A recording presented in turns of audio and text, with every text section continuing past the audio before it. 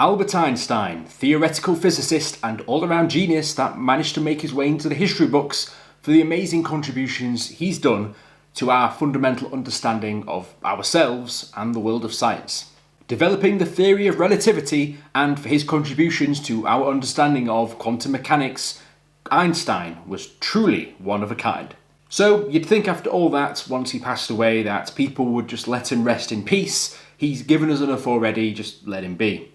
However, some people were not having that and stole his brain for science.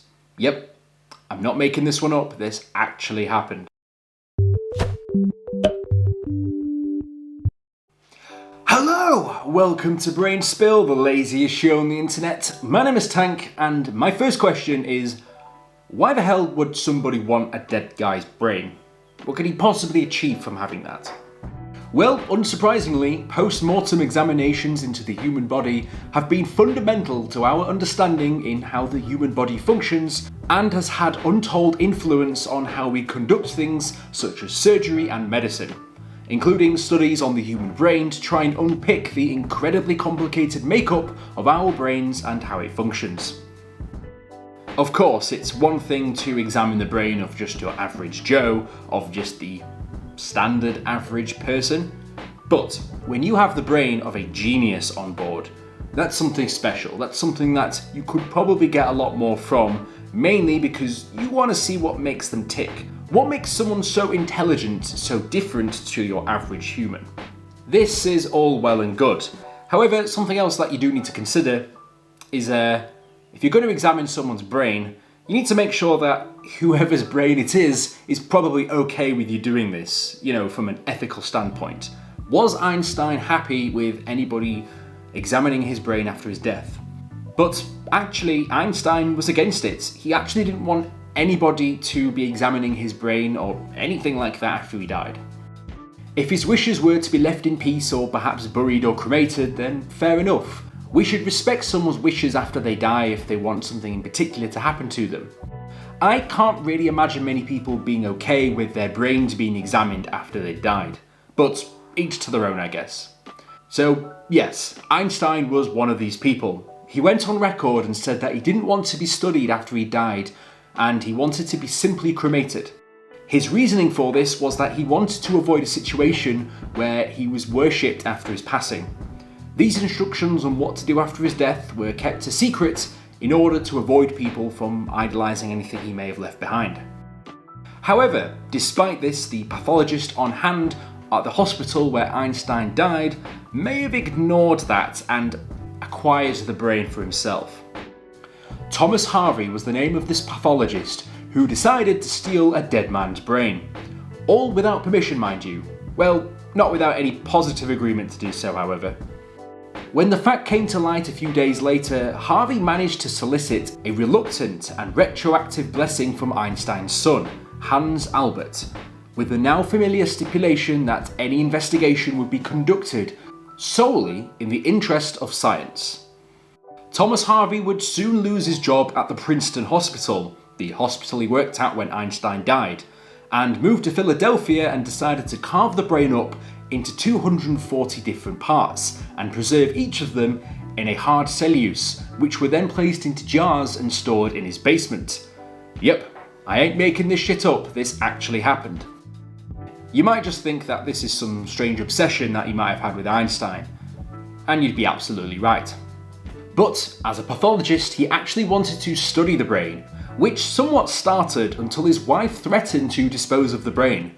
Of course, not wanting such a medical marvel to go to waste, he retrieved the brain and took it with him to the Midwest, stashing the brain pieces in a cider box, which was put under a beer cooler. If you want to keep things hidden, then nobody's going to check there. He's even gone on record as to taking parts of the brain with him on travels and working with other collaborators such as people in California, where they did the first study and produced their first research paper on Einstein's brain in 1985. So, as bad as it is that he completely went against what Einstein wanted to happen, the study's done now, so we may as well look at the results anyway. Why not at this point? Let's see if we can glean anything from this nasty practice. This study identified that there was an abnormal proportion of two cells in particular which was found in Einstein's brain: neurons and glia. Subsequent studies have found that there are differences in brain structure between that of Einstein's brain and that of an average person, which may help to try and explain why he was as smart as he was. However, those with a more critical eye on things have actually looked at these studies and have managed to find flaws in the actual research themselves, pointing out the glaring issues that are with some of these studies. Terence Hines of Pace University gave the following criticisms on these studies that he looked at. The idea that Einstein's brain was different from a normal brain in both cellular structure and external morphology is based on studies that are chock-a-block with statistical, methodological, and conceptual errors. Diamond et al. Claimed that Einstein's brain had more glia cells than control brains. This study used inappropriate control brains, incorrect statistics, and probably selectively reported positive results. Human brains differ. The differences that they found were hardly ones that would suggest superior intelligence, although the authors desperately tried to spin their results to make it appear so. So yeah, what a way to make a name for yourself.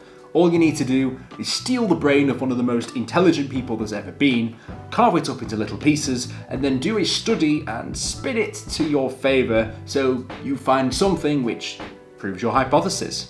Yes, I can see absolutely nothing wrong with that whatsoever. All in the name of science. While Einstein's brain weighs less than the brain of an average adult male, the inferior parietal region of the brain is 15% larger than an average brain. Some scientists think that the brain lacks an anatomical crevice called the Sylvian fissure. Neuroscientists think this might be an indication as to his excellent mathematical and spatial reasoning ability, but this is of course all speculation. This is all interesting stuff, but you're probably wondering, what happened to the brain? Where is it now? Well, it appears it's all over the damn place. Yes, 240 different segments of Einstein's brain has been distributed in different places for various academic and scientific research purposes, some of which is also in museums, so you can go and have a look at it if you really want to. Harvey would eventually go on to donate the remaining pieces of brain that he had back to the Princeton Hospital where he originally worked at, and that's where a number of studies have been conducted over the years since on the various sections of Einstein's brain. However, the outcome of all of these studies really kind of comes down to one major conclusion, and that's that nobody is still entirely sure what makes Einstein different from your average, not massively intelligent human being. So the whole thing, it's still a mystery, despite everything that happened, so I hope it was worth it, people. If you liked the video, be sure to like and subscribe. If you want to be notified as soon as I upload my next video, be sure to hit the bell button. And if you've got any ideas for what topics you'd like me to discuss next, let me know down in the comments below.